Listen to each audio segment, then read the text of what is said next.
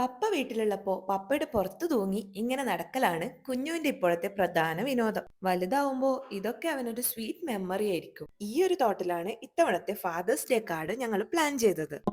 Is this the place we used to love?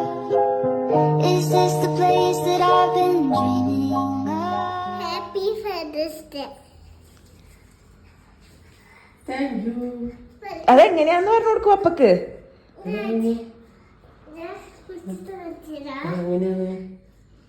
Oh super. ഒന്നുകൂടി കാണിച്ചത് പപ്പൊക്കെ എങ്ങനെയാണെന്ന്. കുഞ്ഞു പുറത്തായി. ഇഷ്ടപ്പെട്ടില്ല പപ്പക്ക്.